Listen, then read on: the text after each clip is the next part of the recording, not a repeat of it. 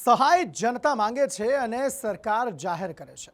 વાત ખેડૂતોની હોય ત્યારે સહાય અને યોજનાઓની જાહેરાતની ભરમાર હોય છે। જો કે સવાલ એ ઉઠે છે કે આ જાહેર કરવામાં આવતી સહાય ખેડૂતોને મળે છે ખરી? યોજનાઓ ખેડૂતો સુધી પહોંચે છે ખરી? કોંગ્રેસે આ જ મુદ્દે સરકાર સામે સવાલ ઉઠાવ્યા છે। ગયા વર્ષે જાહેર કરાયેલ સહાય સામે વાસ્તવિક રીતે ચૂકવવામાં આવેલી સહાયના આંકડા પર ગજગ્રાહ સર્જાયું છે। વિધાનસભાના બજેટ સત્રમાં સરકારે જાહેર કરેલા સામાજિક આર્થિક સર્વે સામે કોંગ્રેસે સવાલ ઉઠાવ્યા છે।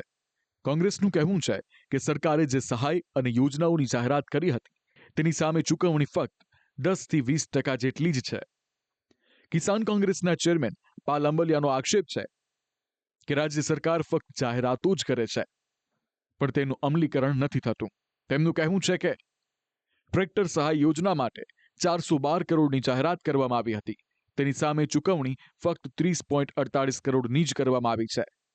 તાર ફેન્સિંગ યોજના માટે જાહેર કરાયેલા 350 કરોડની સામે ચૂકવણી ફક્ત 54.20 કરોડની કરાઈ। સોલાર ફેન્સિંગ યોજના માટે 50 કરોડની જાહેરાત સામે ચૂકવણી ફક્ત 13.7 કરોડની જ કરાઈ। જો કે ભાજપે કોંગ્રેસના આક્ષેપોને ફગાવી દીધા છે। ભાજપનું કહેવું છે કે જાહેરાતથી વધુ સહાય ચૂકવવામાં આવી છે। 1719 કરોડનું પેકેજ જે 2 હપ્તામાં જાહેર કર્યું ત્યારે મેં કહ્યું હતું કે 1719 કરોડની સામે સરકાર 500 કરોડ પણ નહીં ચૂકવે।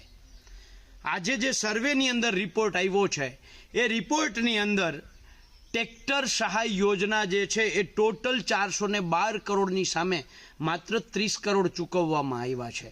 એવી જ રીતે તાર ફેન્સિંગ યોજના જે છે એ 350 કરોડની સામે માત્ર 54 કરોડ જ ચૂકવવામાં આવ્યા છે। વાસ્તવમાં એમણે જો પ્રેક્ટિકલ અભ્યાસ કર્યો હોત અથવા સરકાર પાસેથી માહિતી લેવાનો પ્રયત્ન કર્યો હોત તો જે 30 કરોડની ટ્રેક્ટર સહાયની વાત કરી છે, આજે વર્તમાનમાં ચાલુ માસ સુધીમાં ટ્રેક્ટરની 150 કરોડની સહાય ચૂકવી છે।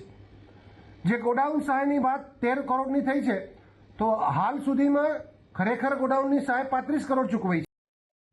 પાલ આંબલિયાએ અતિવૃષ્ટિથી થયેલા પાક નુકસાન માટે જાહેર કરાયેલી સહાયની ચૂકવણી સામે પણ સવાલ ઉઠાવ્યા છે।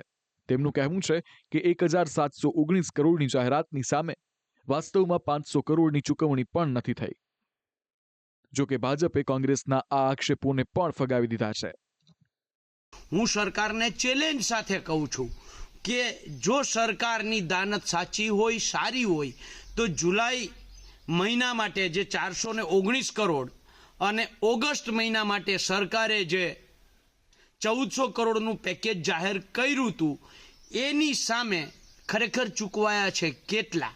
વાસ્તવમાં તો 1400 કરોડ કરતાં વધારે રકમની ચૂકવણી ઘણા સમય પહેલા થઈ ગઈ છે।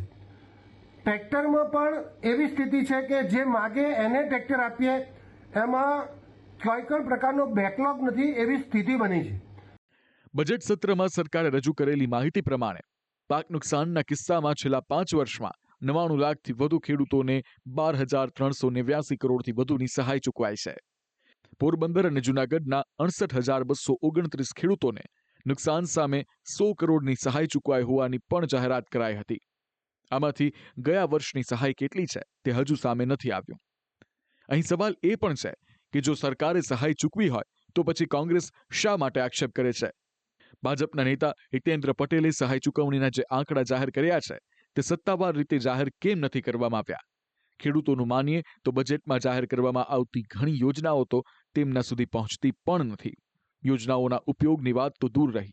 આ બાબતે કેવી રીતે ફેન્સિંગ માટે છે કે એના પાક રક્ષણ માટે છે કે બીજા કંઈ ટ્રેક્ટરને સાધનો માટેની સહાયનું આજે છે એ ખેડૂતોને ખરેખર ઘણી વખત જ્ઞાન પણ હોતું નથી।